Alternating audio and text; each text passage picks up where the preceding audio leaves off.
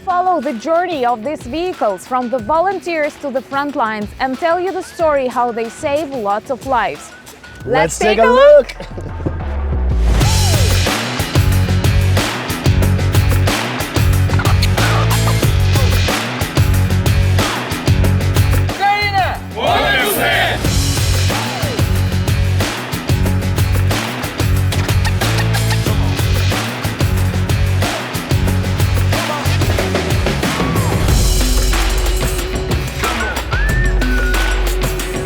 And now we are with Maxim from the 4th Regiment Rangers. You have a call sign Bonya. And my very first question is, introduce us a little bit to your missions on the front lines right now of your unit. Currently, I perform the duties of an electronic warfare operator. I cover the personnel during combat operations, ensuring their safety.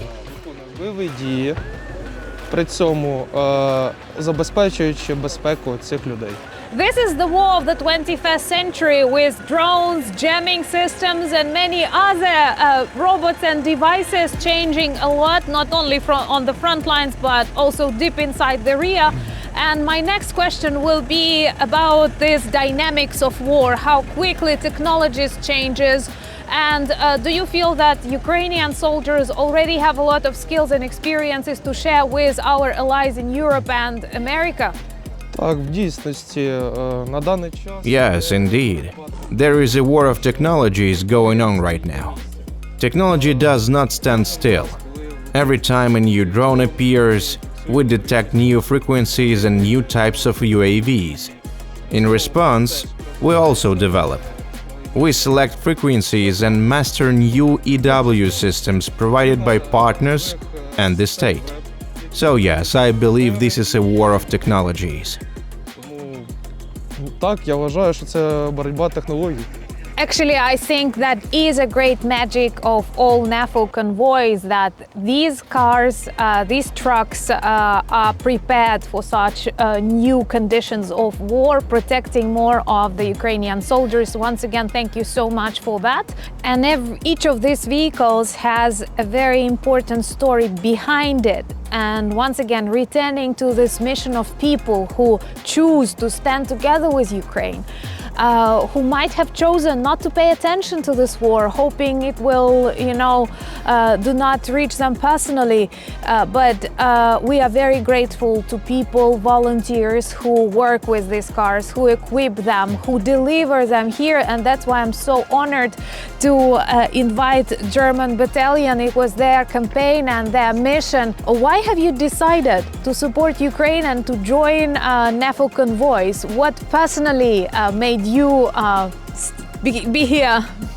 Yes, good question. I think it's a no-brainer because the vehicles are a multifunctional tool, and everyone needs vehicles, needs to be mobile and to get in and out safely. So they are there for saving lives, not only for transportation. And lives is something that's very scarce and the most valuable thing that needs to be preserved. So I think with this convoy, again, so many trucks have been delivered and so many lives, potential lives saved. So this is actually a no-brainer to support this cause because it's the most effective thing that we can do. And it's like he was saying, there is nothing good unless you are doing it. So we cannot wait until someone else is doing it. So we need to fundraise, need to give money, to donate, to drive the vehicles. We cannot wait until someone else is doing it. Thank you so much for saving a lot of Ukrainian lives and for helping us make Russia small again, just as it must be. Ukrainian drone sanctions are the most effective sanctions ever.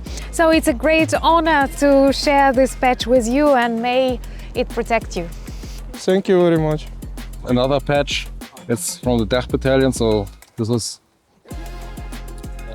representing Germany, Austria and Switzerland. So we are a big team of German-speaking fellows. So this is just a small part, the German battalion. We have many more battalions beneath this DACH battalion theme. So I will give it to you. Thank you, Victor. Thank you.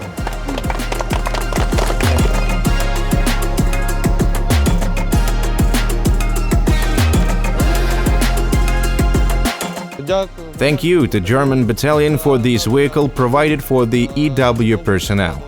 It will work for our common good.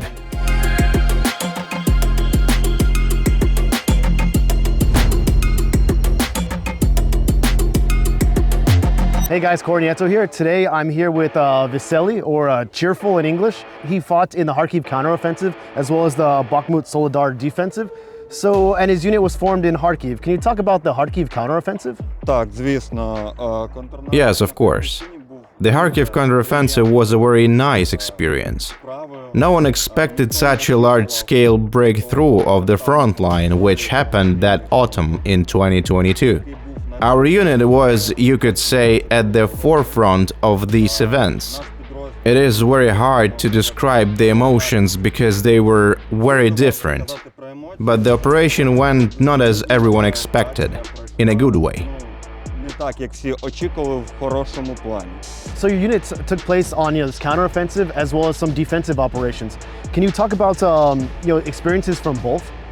Being on the offensive is much better from an emotional and moral psychological point of view than holding the defense of a wide front line. And so how was it like in the Bakhmut Soledar area, the defensive? Because, yeah, this was all over the news, Russia threw so many bodies there. Like, how was it like being there? It was a very difficult defensive operation. Significant enemy forces were involved, including the Wagner Group, well known to you all. This operation became personally for me and our unit one of the most difficult at that time. One specific story is when one of our groups was evacuating from a battle in a very small car. It was a Matiz. It's a tiny car, and 3 people were going in it, all in body armor. It looked quite comical. A very small car from which such big, serious men emerge. So you're doing evacuations in a smart car? Yes. It was the only car we could get to perform these tasks. Well, I think I found another vehicle. Everyone has a reason why they fight. Why do you fight? I fight for freedom, for independence and sovereignty. And most importantly, I fight specifically for the people of Ukraine. For people who are not to blame for what is happening. Russia treacherously attacked us. And therefore, my main motivation and task is the protection of our people. Okay, and I want to introduce you to someone. This is one of the drivers here today. She wants to say a few things. Дякуємо вам за боротьбу за Україну і також боротися за нас, естонців, решту європейців. Сподіваємося, що це скоро закінчиться. Слава Україні! Героям слава! And on behalf of everyone here today, all the foreign people, all the local people, so we have the Flamingos NAFO patch. We want to gift it for you, so can I put it on your... Yes. Okay. There you go. Thank you so much, thank Vasily. you. Yeah, appreciate you chatting with me. Thanks for your service, man. Thanks a lot for monthly subscribers who collect money for this car, and thanks a lot to 69 Sniffing Brigade.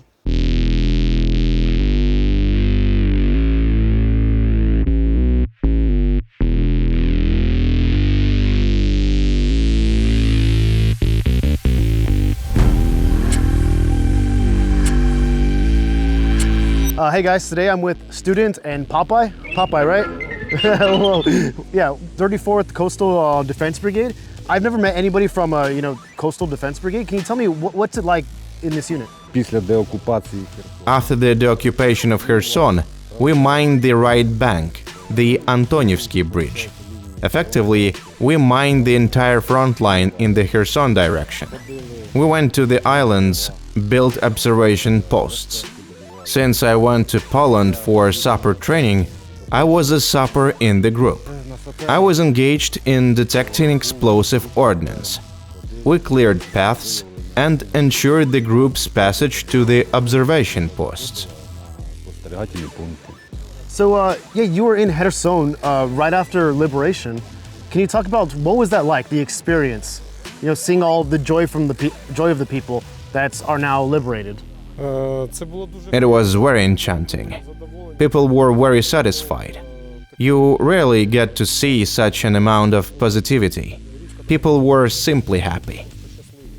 Yeah, I was in Kherson maybe about a month ago doing a report there, and I've been in Kherson before the war because I lived in Ukraine for some time. And before the war, it was a lively city. There was a lot going on, normal Ukrainian city. But when I was there a month ago, like Russia just sucked the life out of the city because there was a moment of joy from liberation, and then now it's constantly being shelled, and also the drones are doing a human safari now. So when it comes to, you see what Kherson has become and cities like this have become, how does it make you feel?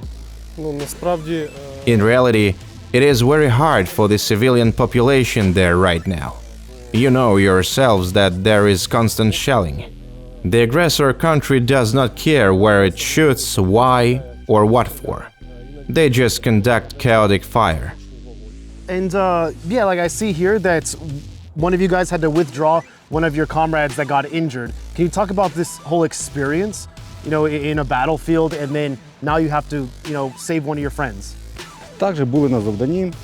We were on a mission. It happened that a drone detected us. Then a chaotic shelling began. We retreated as a group and split up. I ran along one path and my brother in arms along another. But when you are running under a shelling, you don't really pay attention to the fact that there might be a tripwire under your feet. It happened that he was injured when a tripwire detonated. When the shelling died down a bit, we called for help. A boat arrived by water, and that's how we evacuated him. Yeah, when you're in a heavy situation like that, what is going through your mind? Because I can't imagine myself going through that, what I will be thinking. Like, what goes through your mind, or is it just like all training takes over? Everything happens on instinct, and based on what we were taught before. And, as they say, on sheer willpower. Let's talk about this vehicle for a second. What do you think? Super. Super. Yes. Okay. Thank you. Yeah. Super. So, yeah, how useful will this vehicle be in your unit? У нас в підрозділі присутні In our unit, there are remote mining groups that work on the occupied territory using large drones. Therefore, this minibus will be used by the heavy drone crew for mining and remote detonation. для мінування і дистанційного підриву. You see a lot of foreign people here. How does it feel knowing that Ukraine is not alone and so many foreign people are still helping Ukraine and you both specifically? This is actually a very touching moment. If there wasn't such help, maybe things would be different. Maybe we would already be occupied. And last question, do you like donkeys? Це конячка роботячка. It's a workhorse. Okay, so on behalf of everyone here, we want to gift you these Jake Bros Save the Donkeys patches. So thank you so much for your service. And, Thank you very much. Yeah, I really appreciate it. Specifically Popeye. Appreciate it.